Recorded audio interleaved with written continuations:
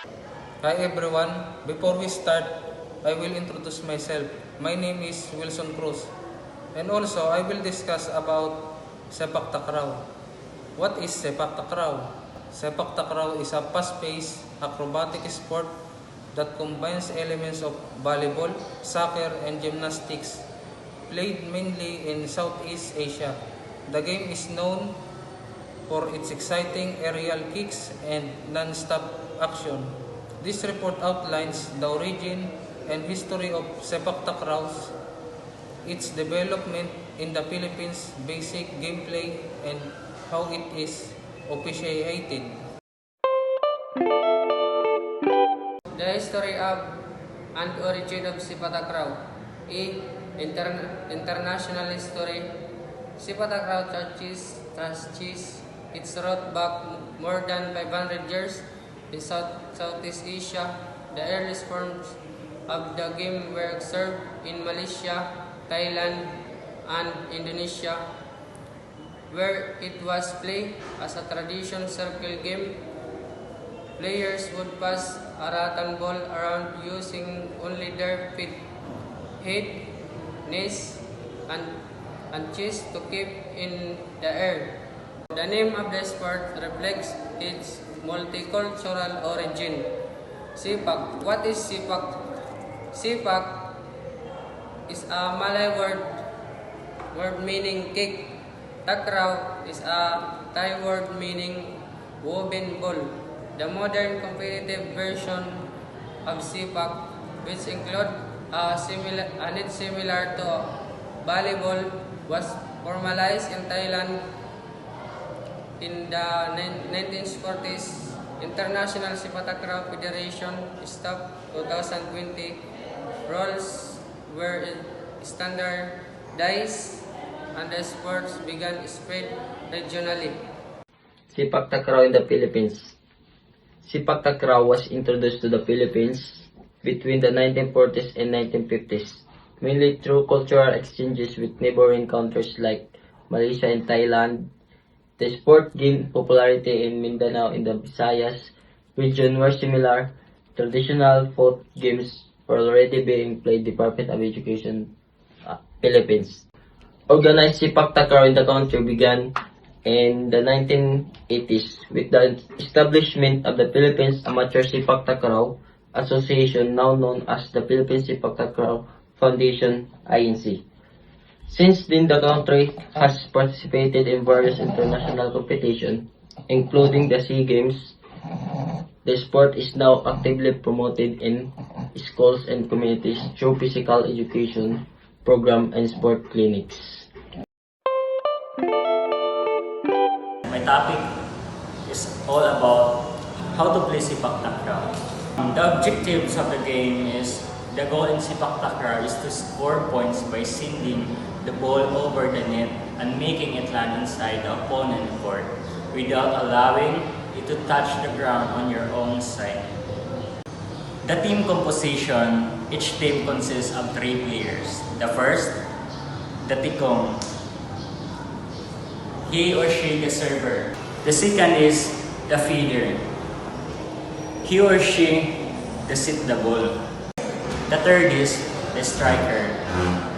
It called the killer because he or she performed the spike or kick to score. So next discussion is the continuation of how to play.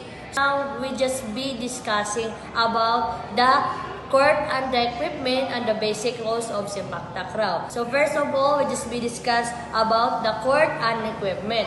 In the court and equipment, first, and syempre, we have the court and size. So in the court and size, it is a shape of the badminton dobos. I mean, it is parang tulad lang siya sa sa measure of badminton court. So we have a 13-meter to 6.1 meter and in a similar to badminton throbos.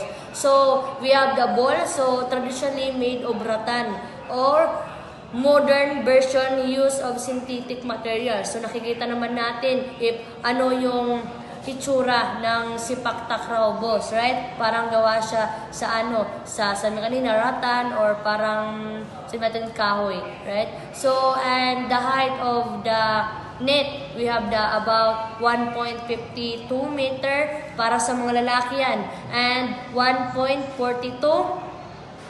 for women. So, on the next, we have the basic rules. In the basic rules of Sepak Takraw is we have that teams are allowed 3 touches to return the ball.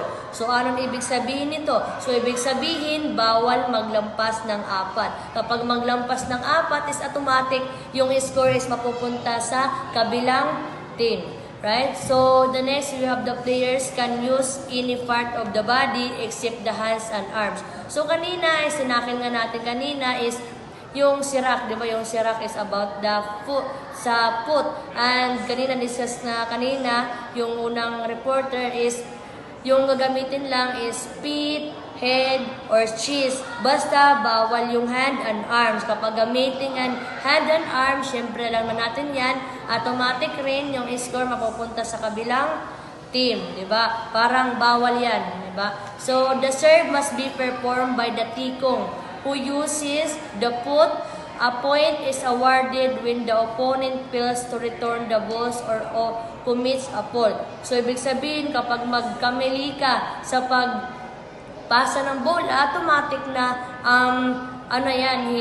bawal na yan, pills na yan, right? Kapag yung bola malaglag, ganon. And the next is, a match is typically played in the best of 3 sets per match. So, ibig sabihin, kada team is kailangan 3 lang, hanggang 3 lang.